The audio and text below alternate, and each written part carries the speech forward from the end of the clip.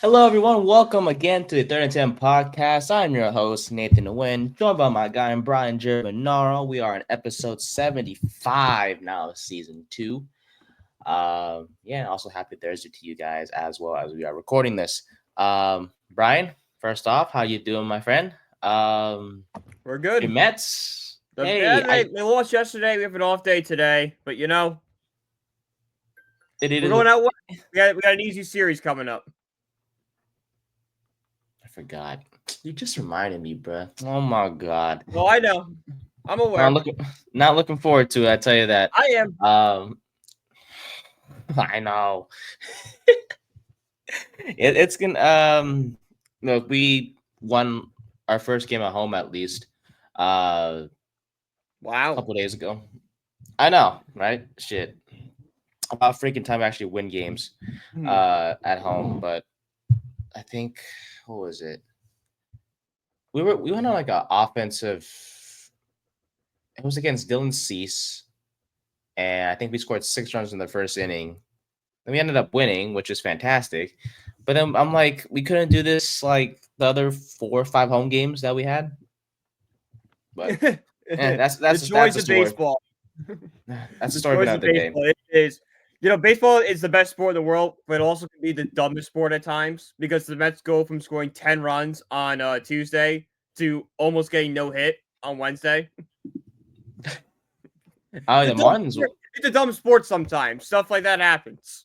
and thank God we have 162 games because otherwise I'd be losing my I'd be Mhm. losing my shit.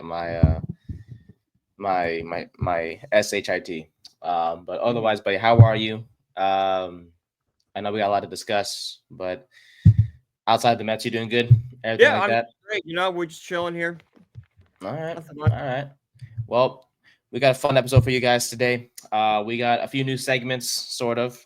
Uh, we're gonna start with Taste of Nate, which I try to find a better name for it, but I'm like they both the word taste and the word Nate kind of rhyme anyways.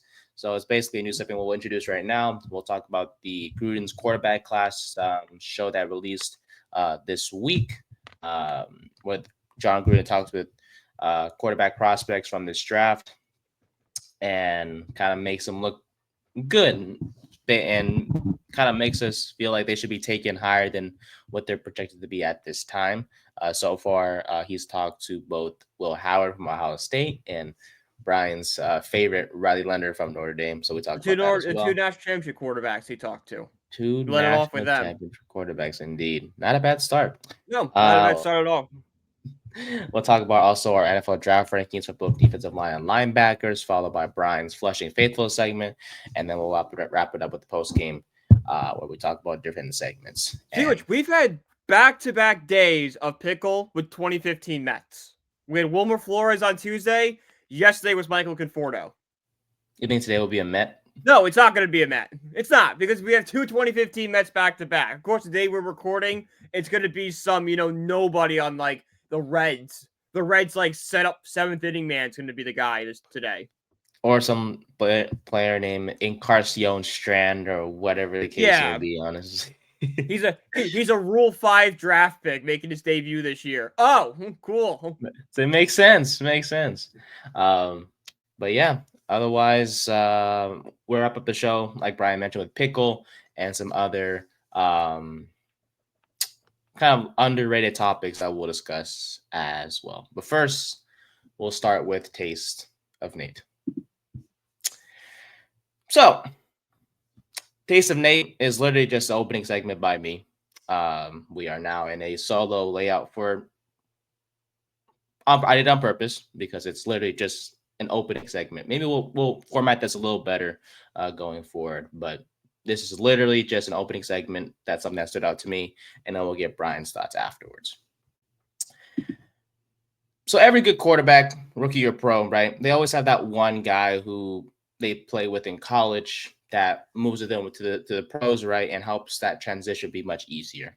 We've seen this in multiple instances. We have Jalen Hurts and Devontae Smith who played at Alabama. We had Joe Burrow and Jamar Chase played at LSU. We have Tua and Jalen Waddle played at Alabama as well. Trevor Lawrence and Travis Etienne, Clemson.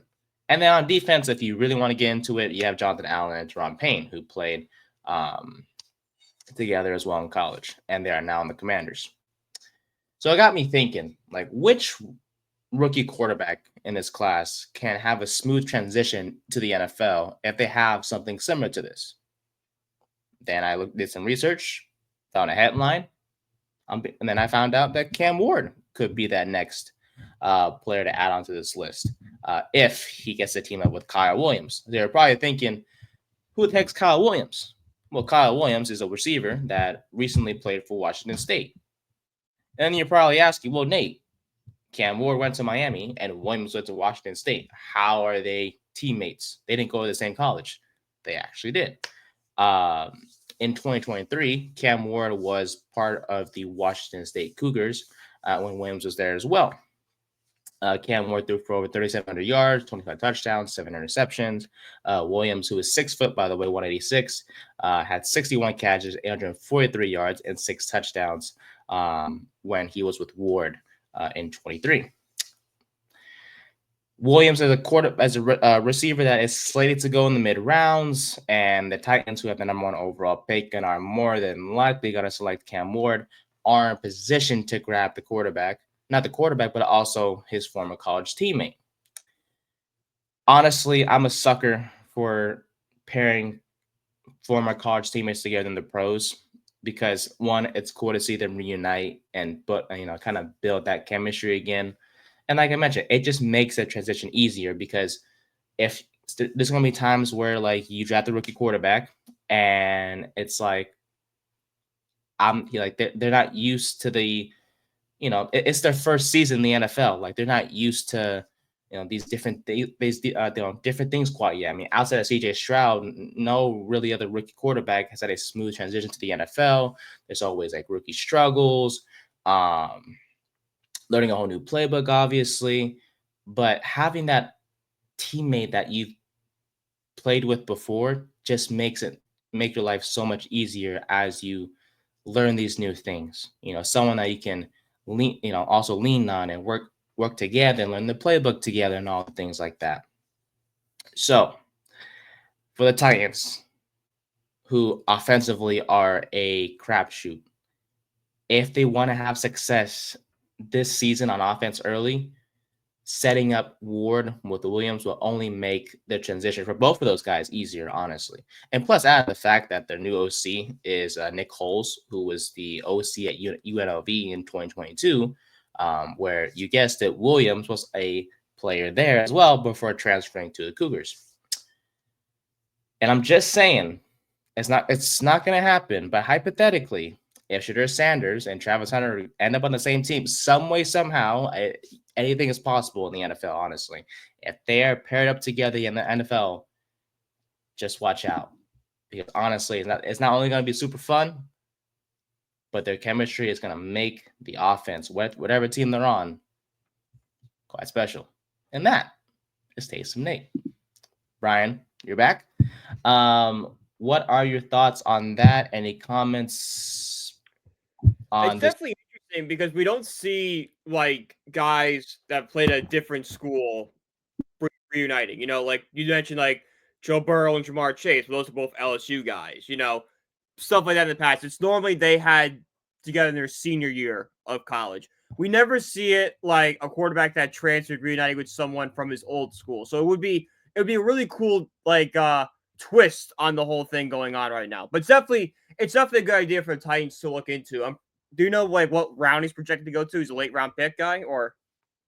Yes, Williams is slated to go 3rd, 4th round based That's off perfect for them. If the Titans draft Cam Ward, they can draft him and have him kind of be like it's a safety net, kind of what the Giants did with Darius Slayton. Even though like Jones and Slayton didn't go to the same college, have him come in on the same draft class so he could be that safety net in camp and stuff. It gives someone that he has some familiarity with. I'm looking forward to it. Honestly, if they're teamed up together, it'll be fun to watch for sure. And then, we'll see what happens from there. But the Titans are definitely in good position to get both of them as long as all the chips fall correctly, I should say. Mm-hmm. And then, so that was Taste of Nate. A little short segment to start the show up. And now we can proceed with our main segments for today. So first off, Gruden's quarterback class. I'll say quarterback camp, but apparently that was what That was the ESPN. yes. And now he's with Barstool. So now it's Gruden's quarterback class. He made So the right choice. oh yeah, most definitely. He made a good upgrade. 100%. So yes, for you guys who don't know, Gruden's quarterback class is a new show that's basically released every week. It seems like it's 2 quarterbacks per week. Yeah. I think so. And this week opened up with Gruden talking to both Will Howard, formerly of the Ohio State Buckeyes, and Riley Leonard, formerly of the Notre Dame Fighting Irish, as Brian knows quite well. And yeah, I just want to get our thoughts on the show. I loved it. I think I thought it was great. Getting to learn about both of these quarterbacks, and how they work and how they think, and whether it's their snap count or the plays that they ran or the abilities they have or what Gruden sees in them and seeing them work out in front of Gruden as well, with him testing them on different things. It was enjoyable to watch for sure. Yeah. But let's start with Will Howard. What did you learn from Will Howard from this video, from the show? What things stood out to you the most? I mean, I thought it was a Josh Allen comparison, to be honest. That was interesting. I was same build, the same size. I'm like, okay. Because I think Will Howard says like this staying around, like he's an older quarterback prospect, so he can't really develop. But if you're going to convince you that, hey, he has all the tools and traits that Josh Allen had coming out of college, that makes me a little less, it makes me see the upside is much bigger than the potential lows of him. So I'm more likely to take a gamble on Howard now than I was before. Yeah. I mentioned earlier in the beginning of the show, I feel like, or before the show, I should say, I feel like the Gruden's quarterback class thing is going to make us fall in love with these quarterbacks and be like, oh, they should be, a second rounder instead of a fourth rounder. Like, for example, like Will Howard, based off what we watched, I was like, dang, he should be taken a lot higher than what he should be. And granted, like the reason why he's been kind of falling in on the draft boards, because his combine performance is bad. He did bad at the pro day.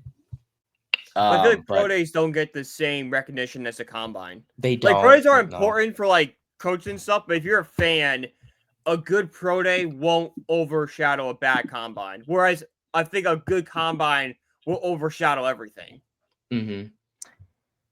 But man, John Gruden loved it, man. Like he did. Seeing him talk to him, like he was like, I don't see why you shouldn't be the first quarterback taken off the board. I'm like, first round pick multiple times during that show. Yeah, and I was like, talking about a guy that's likely going to be drafted in the 3rd, 4th round. Yet, if he's lucky, like there's a chance he falls to like the 5th. Oh, no doubt about it. Just based off that combine and like comparing to the other quarterbacks in the draft, like he's not that good. Yet, based off the show, if no one watched the combine, you would think like, you know what? I want this guy on my team. Because all year at Ohio State, he was just like, this is not a guy that can win a national championship. This is not a guy that can do this. He lost to Michigan, which is like basically a death sentence for any. That's why Colin McCord went to Syracuse, because he couldn't beat Michigan. Right. You lose to Michigan at Ohio State, they are going to crucify you for it, and you'll never forgive you for it. Now, Will Howard winning the national championship, I think, definitely made him look better in Ohio State fans. But in the back of their mind, there's still that, hey, he lost to Michigan. And like beating Michigan on a yearly basis is so important to your legacy as a Buckeye. So I think Ohio State goes for. It's one of the few schools where you can go 1-11, and fans would still be happy if the one win was against Michigan. There's only a few schools in the country that can do that. It's Army, Navy.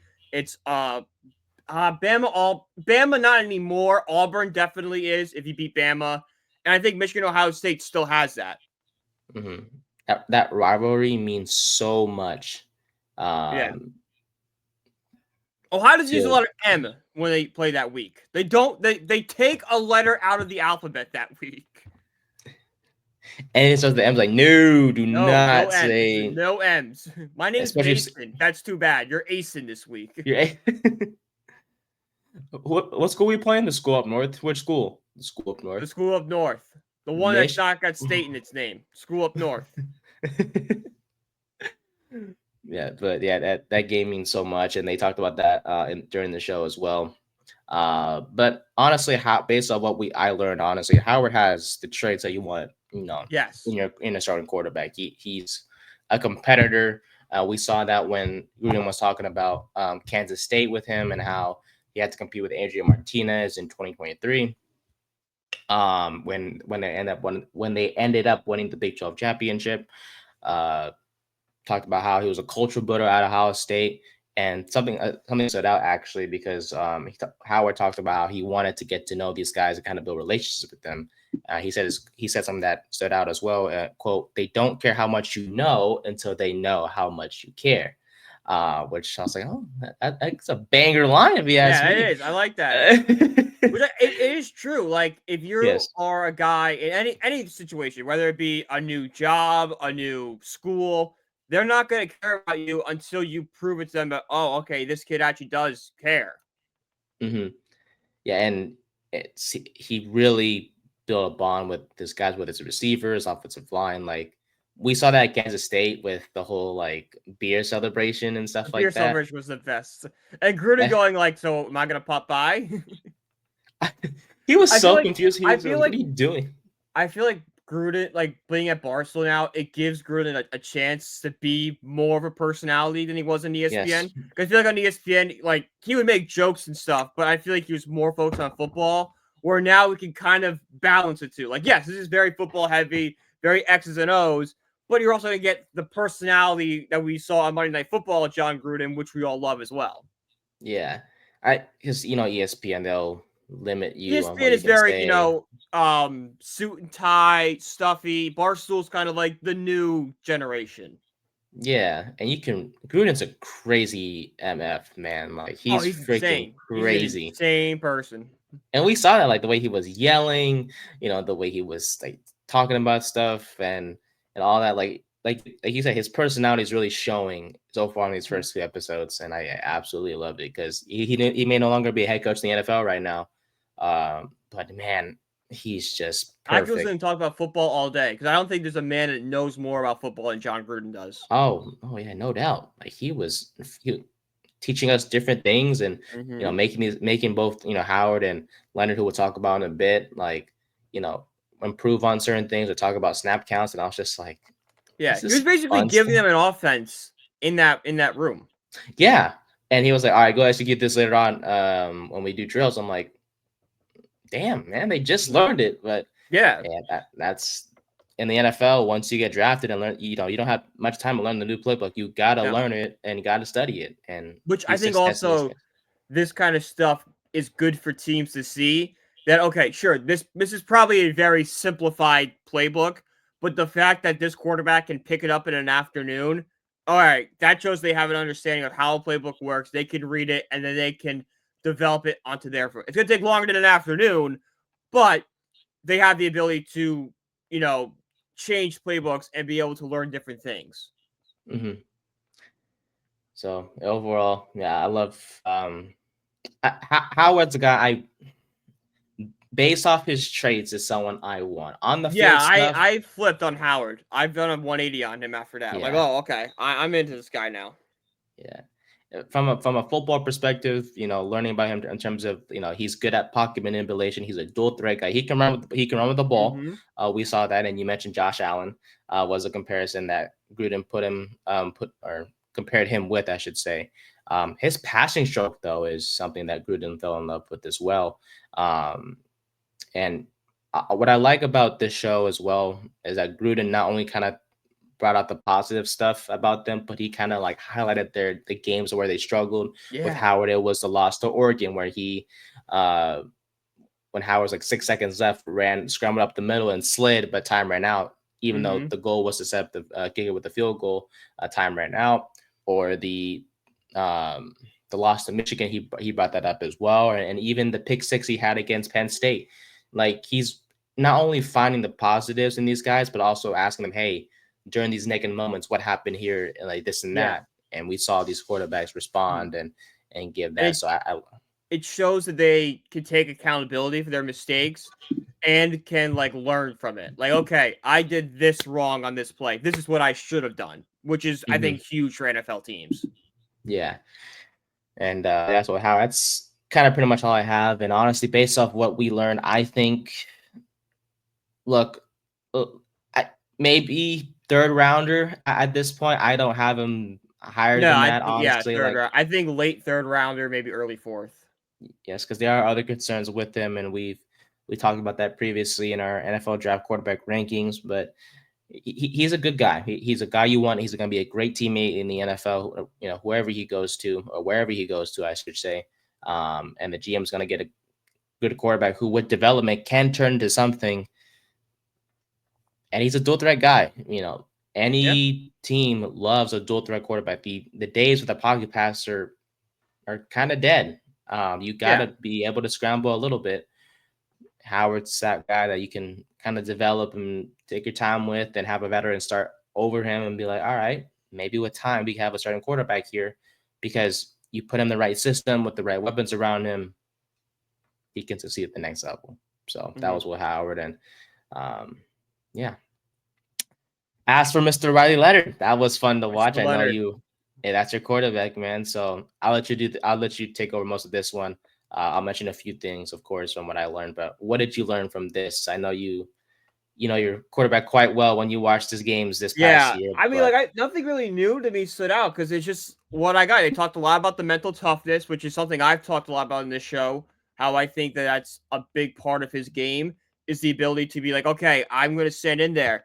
And he talked about this is something that went back all the way to this is something he learned at Duke at in high school, and it didn't just come from Notre Dame. Even though he did say he was brought up with Daniel Jones, and they say, Daniel Jones, a lot of pressure, burning his jersey in the parking lot. And Riley Leonard goes, no, I know what that's like with week 2, the Northern Illinois loss, which shows me that, hey, that loss still sticks with him. He still learned the lesson from that game. And if he still knows what that feels like, he can go into any market in the NFL and succeed. That's been a big thing I've been on about quarterbacks. There are certain quarterbacks, I said last year, Caleb Williams. I didn't think Williams could handle a market like New York just because of, the way he handled himself at USC with the media and, the crying after the game with his mom in the stands, stuff like that.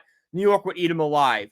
Leonard shows that, hey, I can take, my fans burning my jersey in the parking lot. It just means I have to get better, which I think is really big for NFL teams to see that he has the mentality to be a good starting quarterback. You muted. You're muted. when Daniel Jones was mentioned, my apologies. Yeah. During the show, I was like, "Oh no, we really can't get away But from this no, guy." they No, had to show yeah, they him had to. because of because of him going to Duke, and I think he's Yeah. the guy that took over for him at when Yes. Jones left. So they Mhm. had to mention him. They had to mention him. Yeah. It'll be ironic if the Giants somehow draft Leonard and we come back to this. I'm like, oh my god, look, Hey, another I good mean, quarterback. it did fit one of the major criterias. David Cutcliffe did touch Riley Leonard, which is apparently a very Ah, big thing for the Giants in their scouting. Eli Manning, Dave Jones, Eli Manning, Daniel possibly, Jones. It's like, possibly guys, Riley Leonard. this guy's good, but like he's not as good as you think he is. He's okay. But yeah, not only do I like We want to his be touching Saban, like such a David Cutcliffe. Like, come on. like the David Cutcliffe is a respected head coach in college, I'm sure, but like he's not Yeah. no Nick Saban. Like it's But like, oh, we that's got like Walmart hiring guys because it's like, wow, this guy came from this department manager and like this Walmart in Nebraska. We gotta hire him to be CEO. It's like, no, guys, just because but there's that's not one how it good works. department head doesn't mean it's gonna be good if that comes out of it. But I will say I love, like you mentioned, like mental toughness. He is one of the more competitive quarterbacks that Cutcliffe has ever coached in his in his college career.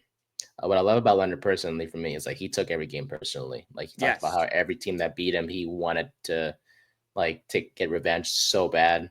Um, and even though he was really good in his in his small town back in high school and whatnot, he wanted criticism. Like he wanted like for people to tell him you suck and everything like that. Yeah. And he, as towards the beginning of his episode, he was telling Gruden like, "Hey, like tell me things, bro. Like I want to be coached hard and like criticize me and all the Good. things." Like he really wanted to learn. I was like, all right, That's good I because liked it. a coach is gonna fall in love with that. He goes, man, I can really mold this guy, and not break him down, but like mold him into the quarterback I want to be with. And he's not gonna like take it personally of me coaching, or not gonna go crying to the media or like cause drama and stuff like that. He's just gonna put his head down and get to work. Yes, I love that. He's a football guy. Leonard is, A man. football Like, guy. I'm not saying Howard isn't, but Leonard, like he's Leonard eats. Will Howard, I'm sure, loves football, but Riley Leonard loves he loves football. ball, man. I tell you that. And he, Leonard also talked about Marcus Freeman, a guy who he mentioned knows everyone's name, including the janitors, man. Yeah. He's That just someone shows the that culture building there. Like, I don't there's want a to culture for there. Notre Dame, but I talked a lot about the culture Marcus Freeman's building at Notre Dame is something I don't think the Irish have ever seen. That alone sets it. The guy who's essentially running the most popular brand in college football, or one of the most popular brands in college football, knows the janitor that's making minimum wage. Like, that just shows you the type of person he is. Yeah, I will say with Freeman, man, and I don't mean to make this all about a Notre Dame. I can't wait till football season starts again because holy crap, we're going to talk about so much of Irish football. And I get to learn so much from you, my friend, because you are an expert. Let's be honest, when it comes to the Irish. And last year I kind of got a taste of what it feels like to like follow Notre Dame football, and so I get to learn more from you this upcoming season. But back to the show with Marcus Freeman. Leonard was talking about how Freeman's a guy that believes in all of them, and going back to the week 2 game that kind of set you guys up for an appearance in the national championship when you guys lost to Northern Illinois in week 2. Like I remember Leonard mentioned, like he was so scared to come into the not scared, but he was kind of fearful of what Freeman had to say to him. Yeah. Because you don't After know a what loss. is going to happen after that one. Like, Yeah. Freeman, it's Riley Leonard's only had one game, Marcus Freeman. Like, I'm sure he had the offseason, all that stuff, but he doesn't know how Freeman reacts after a loss. So, yeah, No. I understand, especially a game you should have blown the other team out and you lose. Yeah, there's a fear of what's to come. It's the fear of the unknown. Mm-hmm. And then we ended up learning that Leonard went into his office, and Marcus Freeman was like feet up on the desk, was chilling, threw him a piece of candy. I was like, "What's up, Bry?" And I was like, "Dang, he's that chill as a coach." And I was like, "Okay, Freeman, I see you. Like, he's chill as hell after a loss, after one of the more major upsets ever in college football history." It's one of the worst losses in Notre Dame. I mean, in the moment, it was one of the worst losses in program history, and it's still embarrassing. But I think over time, it's going to be one of the best. Oh yeah, because I feel like had Notre Dame won the national championship, the DVD would have started with that game. don't you guys have a show, right? A show? The Peacock show. But Peacock that was made like during the season. So like episode 1 came out in week 4. So like it didn't have the whole season if you're trying to build a narrative. It was just like, what does Notre Dame team do week in and week out? Whereas if you were to have like a documentary where it's like, okay, we're trying to create a narrative here, it starts there. Yeah. Not to take away, the Peacock show is unbelievable, and I highly recommend everyone go check it out. I'm just saying that had to take a different tone than what a documentary would. Mm-hmm. Yeah, that loss set you guys up for a bright future, honestly, and that ended up in a national championship appearance. And Marcus Freeman, honestly, is one of the more better coaches in college football, because of his ability to just rally his guys and motivate them, and like not like be down on them after a big loss, like you guys did against Northern Illinois. They could have spiraled. They 100% could have spiraled. And I think Freeman's coaching's like, no, we're not doing that. Exactly. Like we're looking at, we're gonna watch the film, get better, and execute better next time, and go from there. And my goodness, you guys executed quite well during those next 11 games, I believe, if I'm not mistaken, 11, 12 games. Yeah, no doubt. We No doubt about dominated. it. But back to Leonard, who I learned was a theater major during Yes, his I did time not as know that. Irish. That I I thought did was not know. funny. Yeah, because his credits didn't transfer from Duke, so he ended up doing theater That's just like during I his. need a degree. What degree is the closest I can I get? know what's the Theater? easiest thing Gotcha. I could do, theater, because he's gonna be a football guy, and at the next level, he was like, all right, let me just get my degree in something in Like, theater. imagine Riley Leonard. He's sitting there trying to game plan for Ohio State, and in the back of his mind's like, I gotta play King Arthur this coming up week in class. I gotta learn my lines. He's a character, man. I tell you, he's if we can get him in a He locker room some he way is somehow, someone that's I crazy. enjoy it. Like when Gruden said, "Name your hottest girl," and he just named his girlfriend. And Gruden's like, "Who the hell is that?" And he was like, oh, someone that we all know or someone that's popular, and he's like, my Yeah, girl my is popular, girlfriend. everyone knows her, and he's like, and Gruden was like, all right, man, sure, Fine, and then dude. It's like crap, you Alabama small town people. I was like, whatever makes you happy, man, at this point. But Leonard, Leonard, man, dual threat quarterback. He's a winner. Had 68 first downs last year. 558 yards after contact, and this is all in terms of his rushing stats. 34 rushing touchdowns in his career. I will say 558 yards after contact is insane for a quarterback. Like And that to me shows him his path at the next level. Like, even if he can't be a good backup quarterback, he could be a nice wildcat goal line guy, like a Taysom Hill s quarterback that you bring in and kind of do something like that because he's athletic enough to do it. mm-hmm. He is 1,000%. Like He's a basketball star. We saw it. He was everyone in his hometown calls him the basketball player. Yes, the Notre Dame quarterback, the basketball player. Yeah. He's a guy that he loves contact, man. He will he's not afraid of it. Like if needed, he'll run towards it. And even he said himself, whatever you need him to do, he will do it. Take the Ohio State. Watching it, I kept thinking, I'm like, Leonard could be a Taysom Hill 2.0. If you can get your hands on him and use him in a right way, he might be the next Taysom Hill. I will say he's got the attitude for it. It would make up for his lack of being able to throw the ball deep, and you can get his athletic ability to show. Mm-hmm. He's someone. You mentioned how you can mold Howard into someone that you want to be at the next level. Mm-hmm. I think that goes even further for Leonard because take the Ohio State game, as you know quite well. That first drive, by the way, if I was on that Buckeye defense, the most drive in Notre Dame history. I thought we won the game. That first drive, I'm like, we won this game. We pulled Ohio State to a mud fight, and they can't win with us. They can't hang with us in here. If I was on that defense, I would be annoyed as crap that we couldn't stop y'all on that first drive. Like y'all were just running and running and running, and Leonard he was going up the middle, right, left, everywhere. He was running on Ohio State's defense so much. But we saw less of that in the second half, and that was a game plan. Leonard mentioned he was like, that was a plan to run a lot in the first half, and then once we need to throw the ball more in the second half, that's what he did, and he did so quite well. Let's be honest. I'm telling you, Notre Dame wins that game. If it doesn't, it's the second quarter. They had just complete collapse that second quarter. If they play average, Notre Dame wins that championship. 1,000%.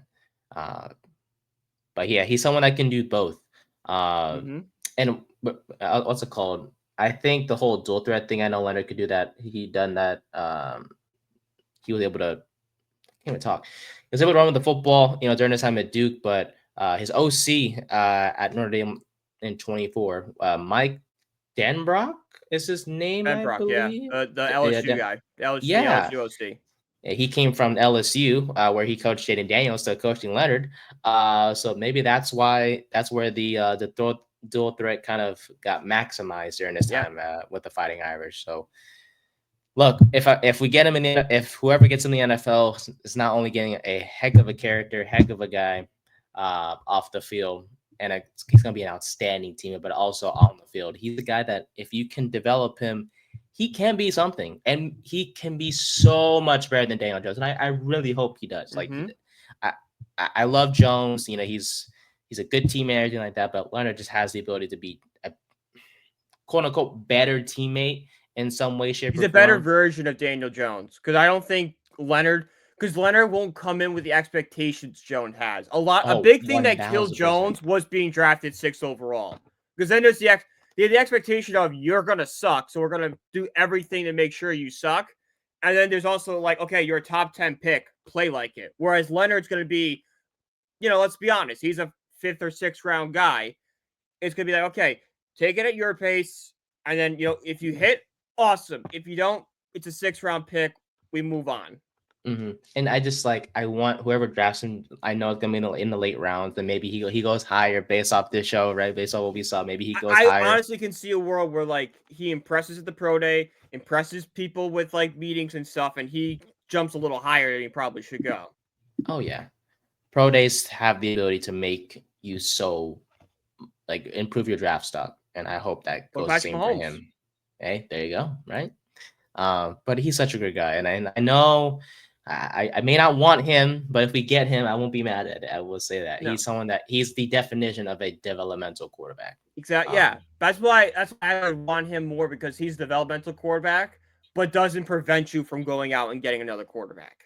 Like if we're sitting here next year and God forbid we're picking high again, Arch is sitting right there. We can still pick Arch Manning and bring him in with Riley Leonard. Nothing's stopping us from that. No, that taking a late round guy does not stop you from getting a top quarterback next year. That goes the case for any other team in the NFL. But Leonard, I will say his snap count during his time is interesting. It's literally just the clap, clapping. For some reason, I like that. Like I know I love when they do that in college. I don't know why. I love it. I wish more NFL quarterbacks did it. For some reason, it just looks so fluid when they do it. Yeah, I don't know if it's the right way to say it, but it's cooler to see them not to say anything. Yeah, instead of doing like this, it's like they're more like laid back and like. Yeah, and they don't say anything. Like it's just a clap. It's I don't know one of the great. I think obviously Gruden had to implement more of a an actual cadence. Yeah, like, display like okay, this guy can call plays. Like he goes like, "What do you do in the huddle?" He's like, "I've never been in the huddle." He's like, "All right, well, we're gonna change that. We'll change that today." So whether it was the snap count and stuff like that, something that Leonard will have to get used to in the NFL because you can't clap. And I mean, I wish you could just literally just clap in the NFL, but you literally have to make your own cadence. So we'll see what happens there. And Howard show that clap, but like it's not going to go well. Yeah, definitely not. So, but yeah, that was what we learned from Gruden's quarterback class show. I think the next quarterback on the list is it Tyler Show? I forgot. Yeah. I don't think it's any. Yeah, I think it might be. It is March 6th. Oh, here we go. Do they have a list here? Oh, I don't see the schedule. Gosh darn. Okay, I'll look it up later on for sure. But as we move on from the show that we fell in love with to prospects that we may fall in love with this year, and as we go to our NFL draft rankings, this week's focus is on defensive line and linebackers. Next week is cornerbacks and safeties, and we will have our first official full round one mock draft with our guys from the ATL show. Love those two guys, 16 and Easy. They'll be joining us for an episode next week where we will, do a combined mock draft together. But not to worry, me and you, Brian, will be doing our own full mock draft ourselves before this start of the actual draft, which is 2 weeks from now. So it's almost here, my friend. A few things real quick before we get to our defensive line and linebackers. Some news in regards to the Giants. There's going to be only a few headlines with the Giants today, and that's on purpose because I kind of want to focus on other things outside of the Giants. But we love our team too much that we always have to mention them at some point in our show. So Jalen Milroe, Iowa running back Caleb Johnson, and Louisville quarterback Tyler Show have either visited or is going to be hosted or are going to be hosted by the Giants. either this week or next week or at any point. It seems like. So watch out for those three guys. Milrow, he's a guy that I mocked to us in the second round during our mock draft on Tuesday. Caleb Johnson is a interesting running back prospect, to say the least, but he's one of the top backs in this year's draft. He's a guy that I wouldn't mind taking, but he's going to likely go second, third round, let's be honest. So we'll see how that goes. And Tyler Show has kind of risen up draft boards thanks to his performance in the Senior Bowl and also at the Pro Day as well. I don't want to personally, don't know why we're hosting him anyways. He has dealt with multiple injuries in his past. Just get a look. I don't want to. I know we're doing our due diligence, but I swear to God, we draft him and lose my crap. But those are a few guys that we hosted or are going to host, I should say. And then defensive end DeMarcus Walker, who is a free agent at this time, a veteran defensive end, is visiting the Giants as well. 6'4", 280, second round pick in 2017 out of Florida State University. Go Seminoles. I love their I love their war chant. But he does have familiarity with the Shane Bowen back in his days in Tennessee. Walker has played 100 games. Yes, it's good to have familiarity, I tell you that. But literally, by the way, I'll say it again, Bowen has no excuse, especially if we get Travis Hunter at 3, no excuse. Or Abdul Carter, no excuse to be trash again. Please figure it out, Bowen, I swear. Walker, 100 games in his 8-game career, 191 tackles combined, 26.5 sacks, and interesting visit to say the least, because the Giants have literally 11 guys under contract on the defensive line, on that defensive line room.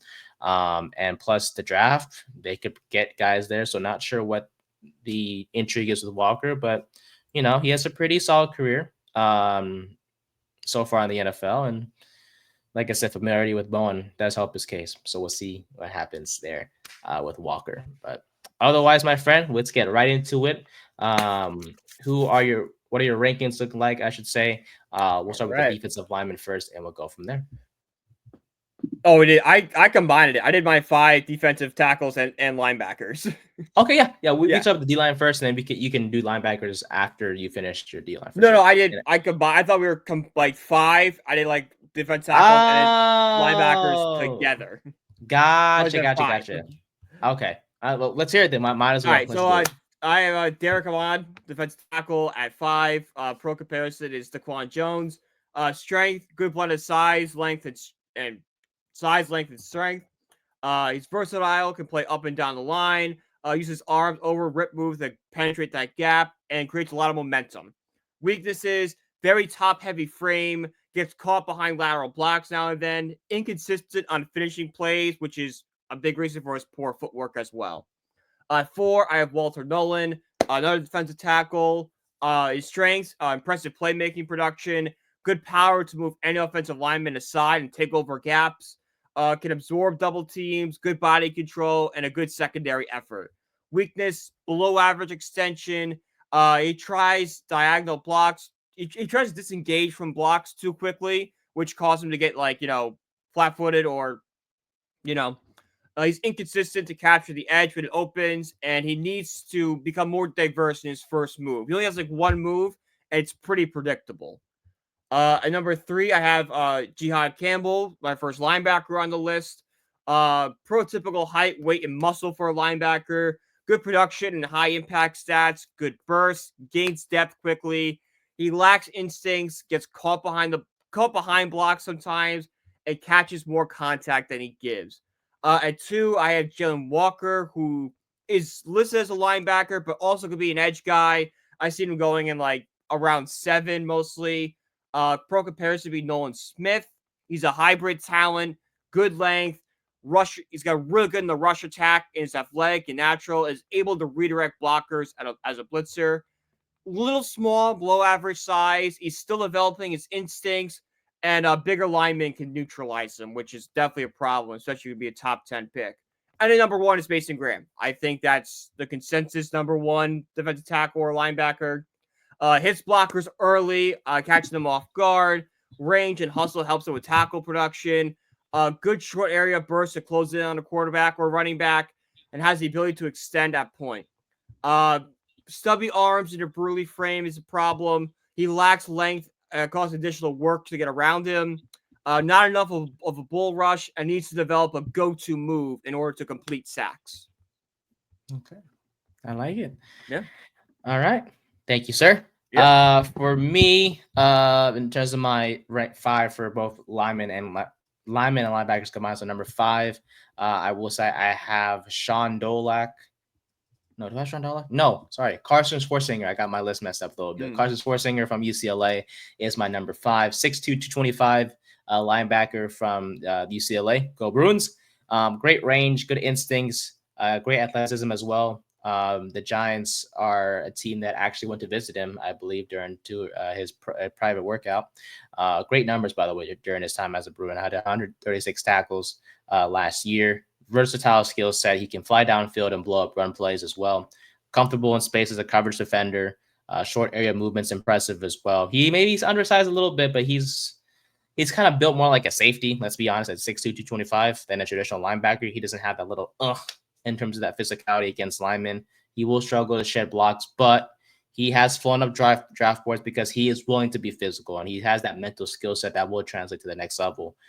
He needs to add some bulk to himself if he wants to be an inside linebacker to prior in terms of 3-4 alignment defenses.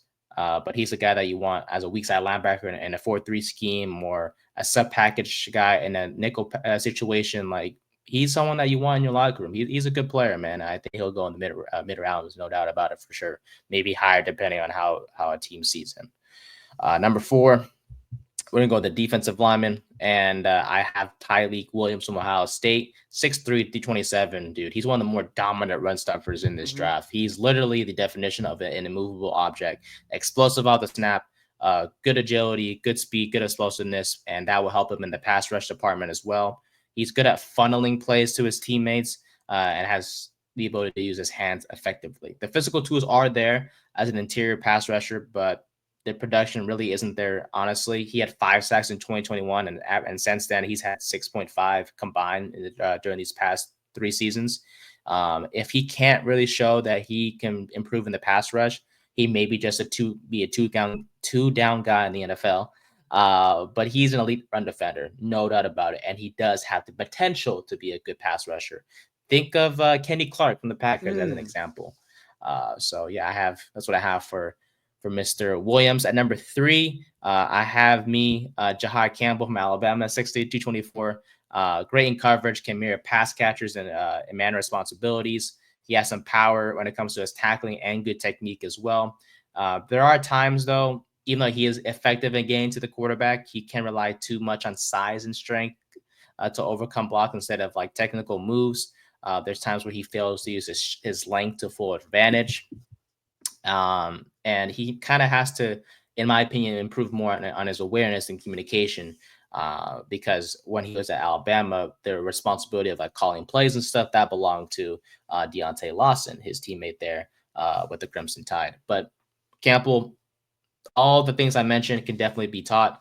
All the physical tools he does have to be a 3-down guy, and he's a scheme versatile person who can, honestly, with time, be potentially a Pro Bowl guy at the next level.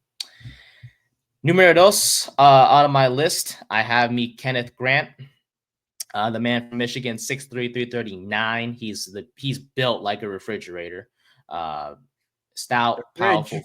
Yeah, he's basically the fridge.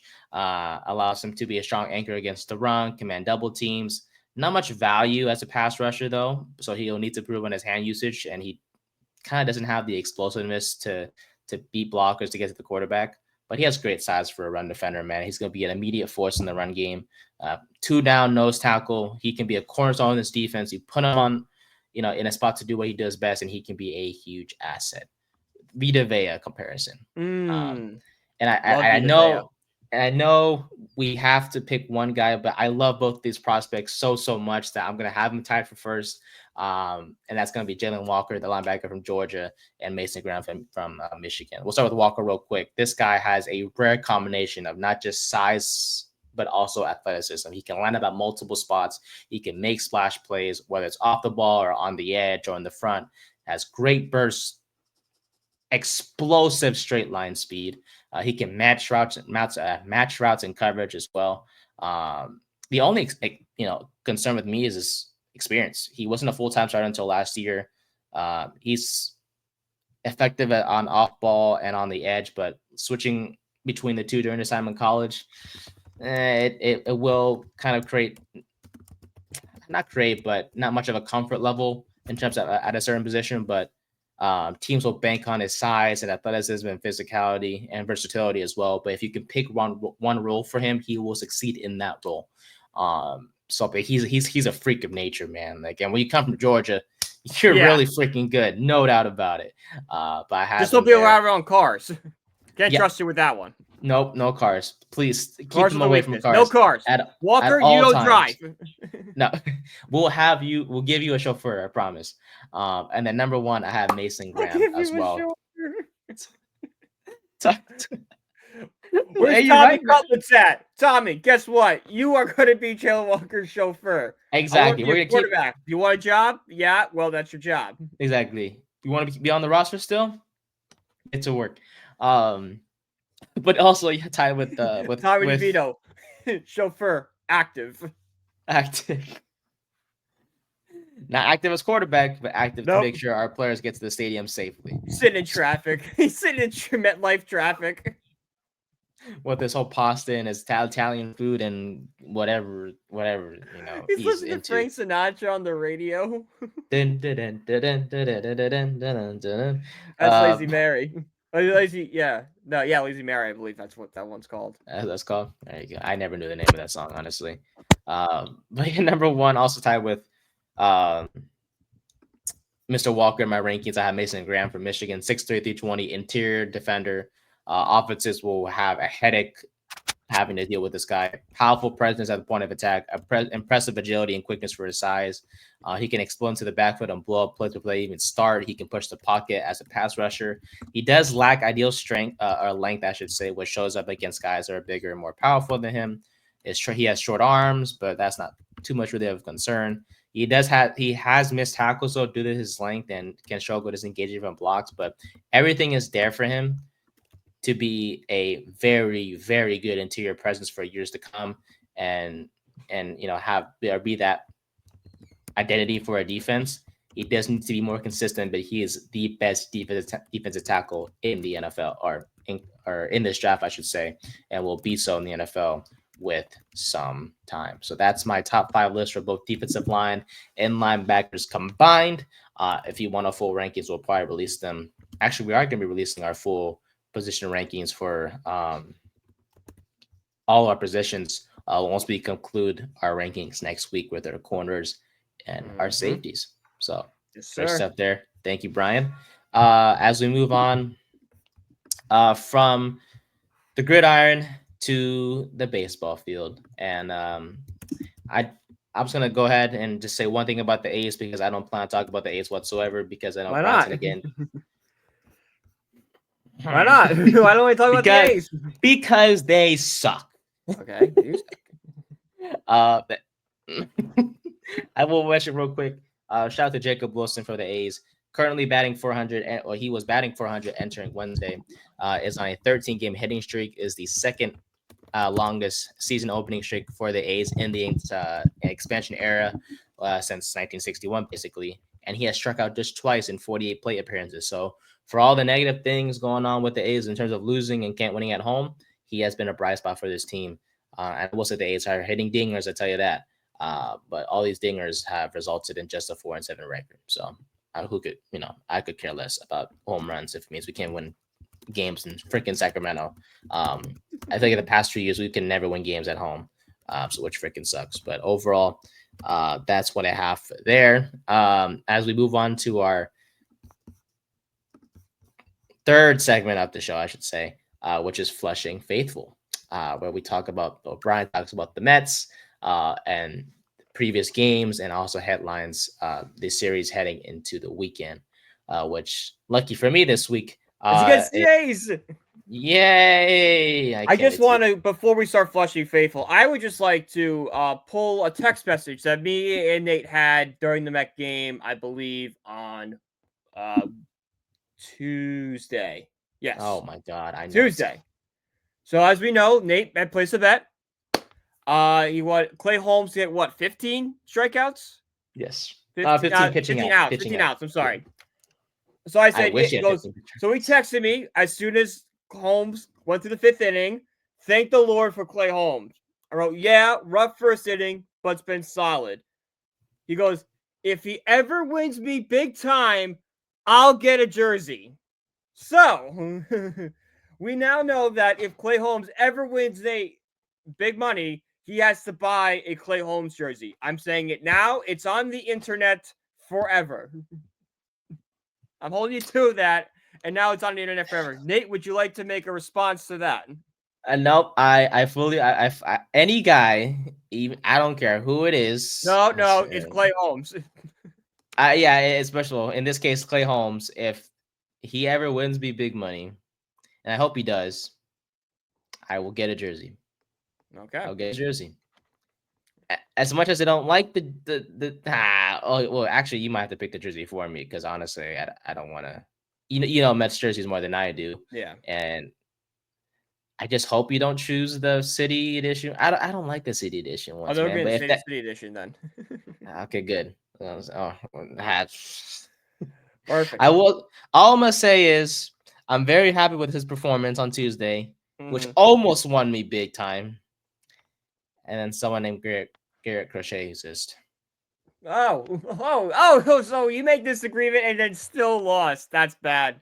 That's No, bad. I was literally 1 out away from winning, and then this stupid son of a freaking gun, formerly of the White Sox, and I should have expected better. Let's be honest, or I should have, or have picked him in the first place. But really, man, I needed you to get 18 outs, and you got 17. Yep. Oh my god, he was literally, dude. It was 2 outs. And he had 2 guys on base, and the pitching coach came out to talk to him. And then I think it was like 1 guy on base, and he went out there, and I was like, oh my god, please don't pull him. And the pitching coach left, and I was like, okay, please, just a simple ground out will do the job. Walks the next guy. I'm like, please no. Allows a single for an RBI, and I was like, please just keep him in. And then the manager comes out, and I was like, it's over. It's over. And it's while he's walking off, and I'm like, you ruined my Tuesday afternoon. I had so much fun on Tuesday. I enjoyed the Mets. Clay Holmes hitting at least one of my picks. I had some chow fun from a Chinese place I love. I had Baskin Robbins ice cream. The sun was out. It was an outstanding day. And then Garrett Crochet ruins everything. That son of a freaking gun. So I'll never forgive him for that. Would have won me a good amount. But yeah, thanks, freaking Crochet. Shout out to Clay Holmes though. Love you, man. Clay Holmes, 10 strikeouts on a day. Is probably it's weird with Clay Holmes because every single start he's slowly getting better and better as a starter. Slowly. Oh yeah. He's still got some rough spots. That first inning was rough. The command just isn't there yet for Holmes. But 10 strikeouts is nothing to, bat an eye out. That's a very impressive pitching performance. So, like what I'm seeing so far, I need more to let me know he could be a starter, throughout the next 3 years of his contract.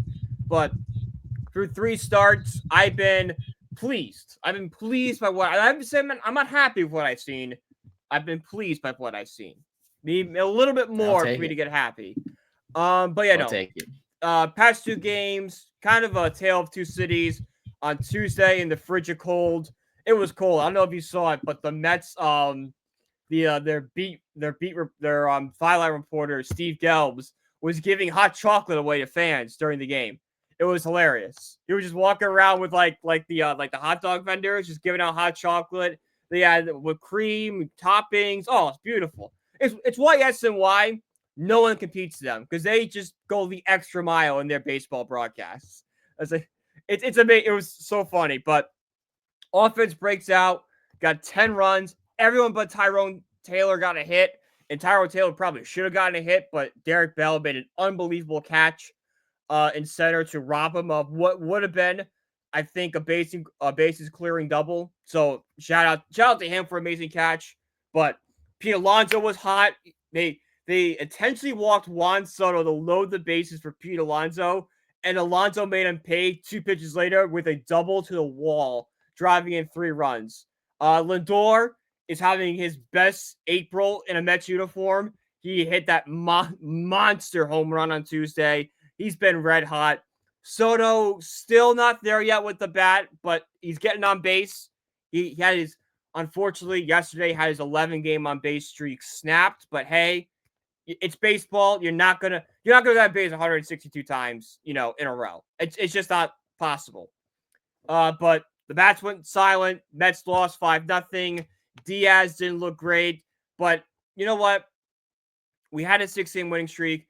I'm happy that the streak ended, so we don't get too big heads about it. We don't have it. Oh, we're in the double digits. It's Mets have string these like 4 or 5 winning streaks together and then have a loss.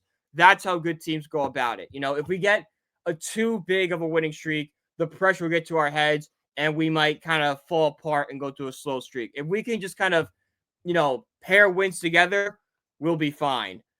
Unfortunately, we do have to go a little negative here, and that is Brett Beatty cannot be on a Major League roster anymore. I mean, the experiment's over. This is a guy that is a quad A player at best. I mean, look at his numbers so far this season. He's played in 10 games. That means he has 27 at-bats. He has 3 hits, only 1 for extra bases, 11 strikeouts, no walks. He's got a slash line of 111, 111, 148, a minus 25 OPS plus. And then on Wednesday, he makes a fielding error to extend the inning. This guy just is not a second baseman, cannot play in the bigs, and has to be off this roster by the time Jeff McNeil comes around. I saw a tweet last night because Juan Soto, so originally Brett Beatty had number 22, and he made an agreement with Juan Soto that he would give him 22. He took number 7, and Juan Soto went out and bought Brett Beatty a brand new Chevy Tahoe.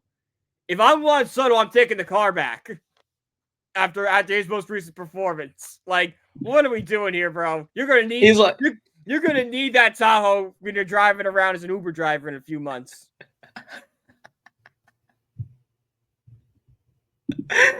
Oh yeah, it's like you like it. Oh, that's No, it's great. man. It's great, but Mets 2-3, 5-1 in the homestand, average 35,000 people a game. I can't complain with this homestand. They did exactly what they needed to do. They came in and took care of business. Now we go out to Sacramento, maybe, with the minor league parks and how big offense is out there. Maybe a couple guys get going. Maybe Vientos starts hitting again. Maybe Soto kind of finally breaks through. Nimmo can snap out of the funk he's going through. A lot of positives to take away right now if you're a Mets fan. I would say the vibes are high in Queens. The vibes are high. I'll try. All right. So yeah, I guess we have to talk about it. Yeah. So the Mets are coming to Sacramento tomorrow, Saturday, and Sunday. How do you feel about coming to Sac? I feel really good.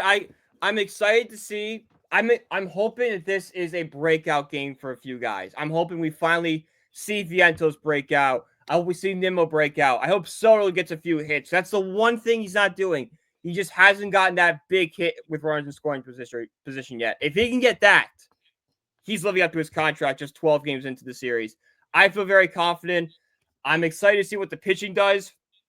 Like, they've had such a great start. Can that continue in a high offense area like a Sacramento, or can it, go like Colorado? Way to put it nicely, bro. What? Way to put it nicely in high offense area like Sacramento. Way to put it nicely. Yeah. Just ask the Padres first game of the series, and that's a dinger. 3-0 Padres. I'm in the more first with inning. the Cubs in the first game of the first game ever. There, we scored 18. Oh my god, I remember why I was so excited, man. That The Juan Soto sandwich of Lindor, Soto, and Alonso are gonna feast this weekend. I'm hungry now. You said sandwich, and I thought you Well, thought that was like a. that's what they're calling it, the Juan Soto sandwich. The sandwich, because you got Lindor, and then they got Soto, and then Alonso. So it's the protection, and then Soto in the middle. Middle, yeah. Also, I thought you guys I thought you guys actually had a Juan Soto sandwich at in New York. I wouldn't be surprised if one comes. I feel like that's something. Yeah. Did you see the Braves with the sandwich they came I out with? haven't. No. Oh my god, I gotta find this thing. Please. Hang on a second here. This is like a Okay. heart attack. Braves new sandwich. Oh yeah, here we go. The home run stack. 2 Angus patties, Canadian bacon, house smoked brisket, red saw, onion rings, curly fries, the Carolina barbecue, and Coca-Cola barbecue. I will share my screen in 1 second. Whoa, Coca. It's a Coca-Cola barbecue. What kind of what is that? I don't know. Let's take a look here as we actually have a new sharing screen. Ooh, look at this thing. This thing is a heart attack. Oh, that looks good. I actually want one of those. I do too, but I know I'm gonna die after I eat it. Yep. Oh, no doubt about it. Yeah. I love it. That looks good. Okay. Doesn't it? It does. I love it. Home run stack. I hate the Braves, but they're doing something right. Hey, we can love the food. We can't love the team. Exactly. We don't have to love the team. Braves like kitchen staff. Shout out A+. Yeah, Ronald Acuna, you can suck it. Exactly. Well, he's not even playing right now, so excuse me. Nope. But as we move on from flushing, any other MLB headlines, buddy, before we move on to our final? That's all I can think of right now. Yeah, Jazz Chisholm's the worst hitter in baseball since calling out the fans. Hey, that's what happens. He called MLB fans idiots, which was taken out of context. So he was talking about torpedo bats, and if you think torpedo bats make you a better player, you're an idiot. But since saying that, he has like 2 hits. Sucks to suck. Sucks to suck. But as we shift from talking about baseball to our post-game wrap-up, where we talk about a few topics that stood out to me from this past week. Brian, you can interrupt me at any point in this, and we'll go from there. Yeshiva University and yes, Lehman College took on each other this past week, and you guys are wondering why are you guys talking about 2 random colleges. Well, Lehman College was on a 42-game losing streak heading into their matchup against Yeshiva University, who was also on a losing streak, on a 99-game losing streak to be exact. So in summary, these teams suck. So one of them had to win, right? Yeah, it took them extra innings to beat for one team. Of course it did.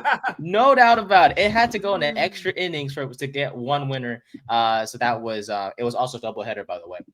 And Lehman University, or Lehman College, I should say, beat Yeshiva in extra innings 7-6 to end their losing streak, and then Yeshiva won the next game of the doubleheader to end their losing streak as well. So all good things must come. They both won. I know. Congratulations. Yeah, I would hate to play for one of those colleges. I'd be pissed, especially Yeshiva. 99 games lost. Oh heck no! I would have stopped. I just stopped playing. Be like, I'm not doing this. Why? Like, yeah, we've lost 99 games in a row, coach. We can't keep doing this.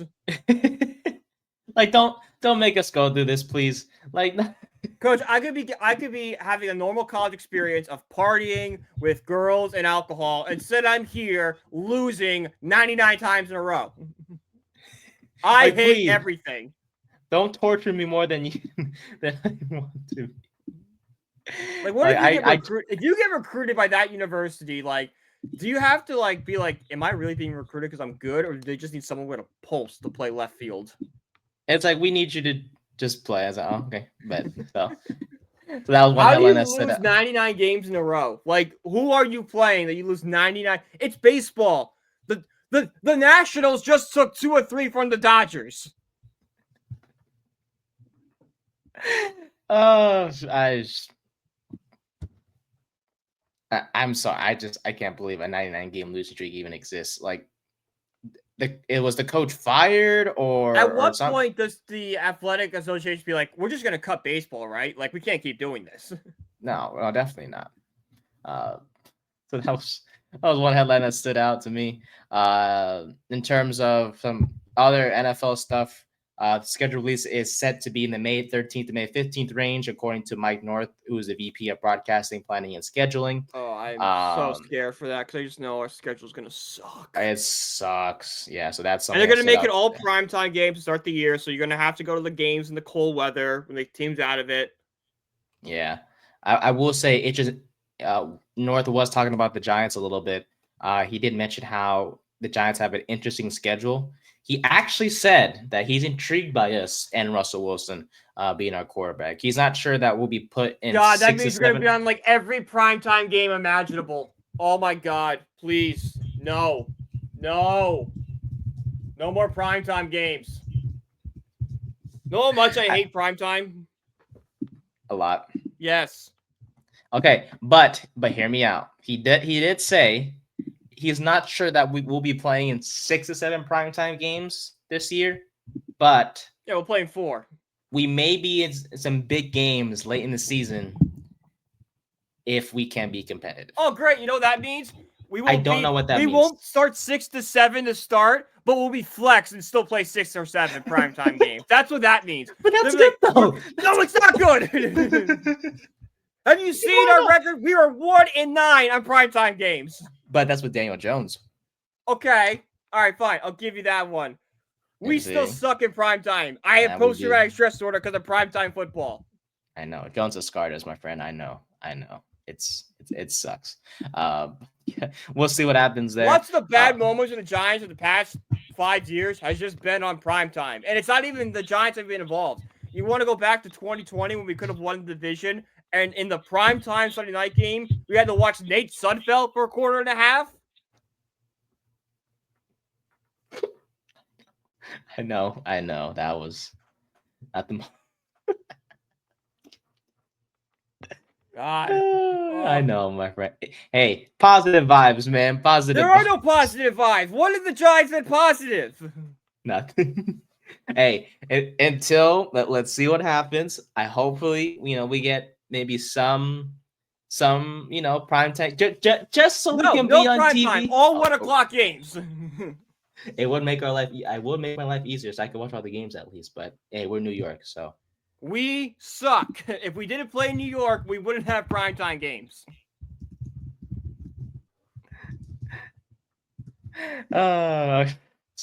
Moving on. Tyreek Hill is in trouble. He was involved in a domestic incident he was involved in on Monday with his wife. Officers responded just before 2 p.m. on Monday following a report of an assault in progress. Alessia Vaccaro, who is the wife of Tyreek Hill, says that he was very aggressive and impulsive. Hill threw a laptop, grabbed his daughter, and began to walk towards the balcony following an argument with his wife. Recently, Hill and Vaccaro have been arguing more frequently, and Hill has lost his temper more often than not. So tough situation going on with the current Dolphins receiver, who has been also responding to fans and rumors on Twitter in regards to the Eagles trades. Yes, I mean they're not anymore. That's right. I remember. Thank you for reminding me from what we talked about last week, right? With how. But if he was in a car and did this, it's okay. Oh, 100%. Yeah. If he was in a drunk driving incident, he'd take him. Exactly. 100%. Oh my God, Harry Rose would trade a first-round pick for him. Oh, 1,000%. But I hope that. Don't try to show yourself this moral high ground when you drive to Jalen Carter. That's what he was doing, by the way. Like what he's saying is correct. Yes, I wish NFL teams did this, but he said it to make himself look good. Like, oh, look how great and pure I am. No. First off, your fan base is scumbags. Second off, you drafted Jalen Carter. Most of their fans are scumbags. There's a few. I say 95% of their fans are scumbags. Yeah, that's a pretty big number if you ask me. But prayers to Vaccaro. I hope she's okay, and hopefully Tyreek kind of turns it around, man. Because get help, Tyreek. You can't be doing that stuff. No, he's approaching AB Even territory. if you weren't a pro athlete, you should not be doing that. No, sir. And he's approaching Antonio Brown territory to say the least. So he has something else, right? Like this isn't the first time he's had problems with this No, stuff, right? he's Multi has had issues in the Yeah. past, and Okay. that's concerning to say the least. Mm-hmm. But yeah, hopefully everything gets solved there.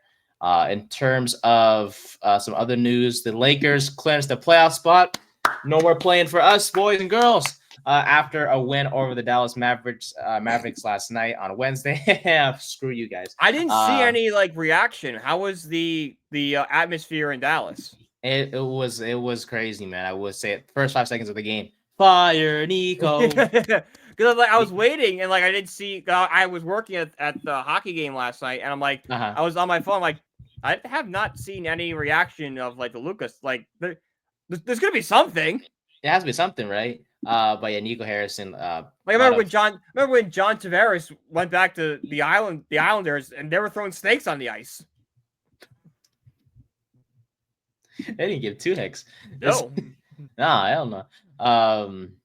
But yeah, Nico was very much verbally abused by the fans, and Luka had an outstanding game last night. 45 points, 8 rebounds, 6 assists. LeBron James chipped in 27. He almost put up 50 on him. Almost 50 on his former team. Oh my God, if I'm a Dallas fan, I'm like, I'm never watching this stupid team again.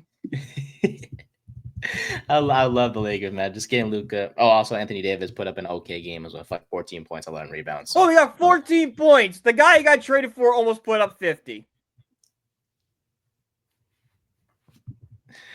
Fair you know what, guys? Actually, you know what? I'm okay with giving Luka Doncic. Sure, he's just put 50 on us. But did you see the way AD played? I mean, 14 amazing points. 11 rebounds. We got a real one here, boys. Get out of here. 11 rebounds. You would never get that from Luka. Nah, Nico can suck it. Yes.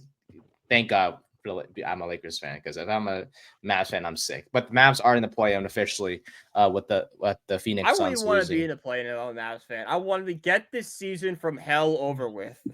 Kyrie's out anyway, so it's everyone's out. Yeah. Give AD 10 minutes. He'll be out again. Good point. And then on Tuesday, the Nuggets fired Mike Malone, head coach. Their head coach, I should say. And GM, right? And GM Calvin Booth is on. They clean house, baby. It was weird because they were the 4th seed. They are the 4th seed at this time. The Nuggets are. But there had to be some falling out with either ownership of the players. Something happened that we're not being told. Yes, the president and the governor, actually, Josh Kroenke, said the decision was not taken lightly, but things were not trending in the right direction. Yeah. The wins that they were they were getting kind of masked these concerns, but there were certain trends that were worrisome, according to Kroenke, at different points in time. There was friction between Malone and GM Calvin Booth, who was also fired over roster construction, with Malone favoring veteran talent or veteran players over young talent. For example, Malone was playing Russell Westbrook more when Calvin Booth was like, nah, play Jalen Pickett more. All the things. I get that. And, yeah. It's kind of gone downhill for the Nuggets, low-key. On February 20th, Denver was second in the West at 37-19, but since then they've been 10-14. Since then, as their offensive and defensive efficiency numbers have dropped, and they are 3-7 in their past 10 games and are riding a 4-game losing streak before their win yesterday, of course, against the Kings. But David Edelman is set to replace him for the remainder of the season. He's a top assistant of Malone's, and we'll see what happens from there. But just saying, man, things don't look too good for the West because the Lakers are doing quite well. It's the Lakers and Thunder. That's going to be the conference finals. It is going to, as long as everything goes well, it'll be Lakers Thunder. And based on what we saw in the first game against OKC, we are going to wipe the floor with them in a 7-game series. No doubt about that. But that'll do it for our post-game wrap-up. As we head towards our final responsibility of the day, I guess, for lack of a better word, pickle. As I change our screen here to better show our screen right now.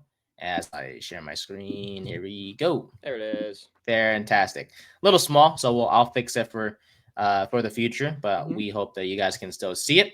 So without further ado, let's get started. My friend, who is our first player that we're guessing today? Let's give it to Mr. Clay Holmes.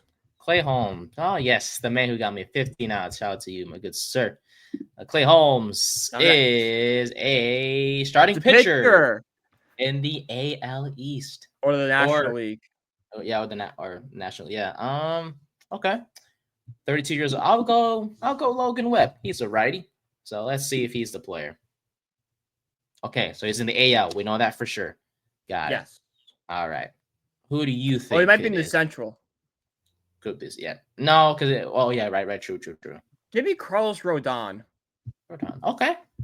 Rodon. Starter for The lefty, Yankees. but we'll see. So it's the Central. Ooh, it is the Central. Okay. Righty in the Central. Can't be Skeens, right?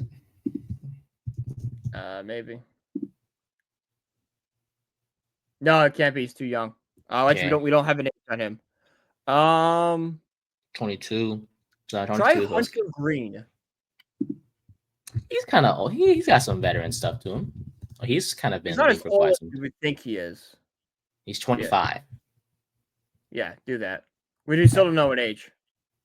Not a red. Dang. Cubby, a Cardinal, a so Brewer. He might be older then because he's not 20. So the pitcher's not 23, 24, 25, 26, 27, 28, 29, 30. Oh, shoot. So he's either a 35 or plus or younger. Yeah. Cub, a Brewer, or a Pirate. Not Pirate. I'm sorry. A Cub, a Brewer, or a Cardinal.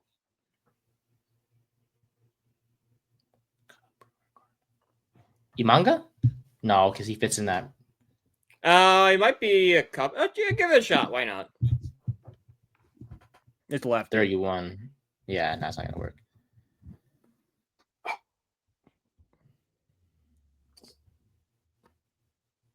Cardinal. I had a couple Cardinals I can think of. The only Cardinal I could think of was Mikolas, but he's old. Yeah, you can try it. Just to make sure he's a Cardinal. Yeah. Dang, he is old as fudge. Okay. So how old is Eric Fetty? 32. Nah, because he's not 32. Because because Clay Rodon's 32. Yeah. So it's not. So he's not.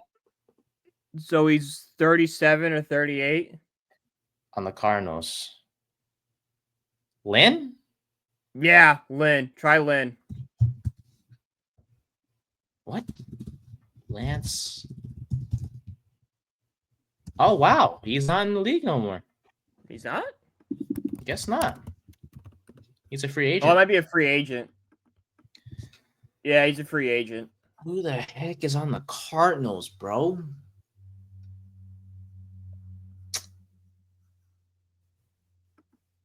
A starter? Gray? Cardinal. What? Sonny Gray? Yeah, I mean, that'd be the only guy that makes sense. The age is there.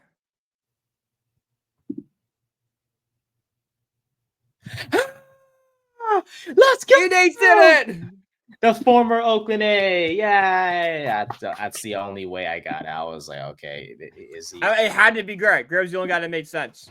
Yeah, that's the only guy I could have thought of. I was like, that rotation is old. Yeah. Man, it's bad too. They have like a 5.14 ERA, I think, to start the season. They're coming to Citi Field next weekend. I might actually. No, it's Easter next weekend. Well, I bet you maybe I will go out there. I don't know. We'll see. No excuses. No excuses. Nope. No excuses. No, not for the Mets. Maybe tell you that. Nope. Finally get a player because Brian has got in the past few instances where we've done pick on. He's always gotten the player, but finally, for once, it took us 7 tries, but I finally got the player. So we will take it. But that'll do it for another episode of the 3rd and 10 podcast. We appreciate you guys for watching and listening to us. Next Tuesday, we will do our final draft rankings and do our first official full round 1 mock draft with our boys from the ATL show. And then, of course, a week the draft, we'll do our final Giants mock draft together, and that's going to be fun as well. Yes, sir. Can't wait. Yes, sir. I can't wait either, my friend. So without further ado, that'll do it. You can follow us on social media at BrianPG1016. You can follow me at Nathan_New124. And you can follow our podcast page at Third and 10 Pod on TikTok, X, Instagram, and YouTube as well for the full episodes. And the audio version can be found on clips, and the audio version can be found on Spotify as well. So thank you so much for your time, guys. We appreciate it. Thank you for listening. If you're at this point in the show, thank you for taking the time out of your day to watch and listen to us. We'll be back on Tuesday with a lot more headlines to discuss. But until then, thank you, and we'll see you guys soon. Peace.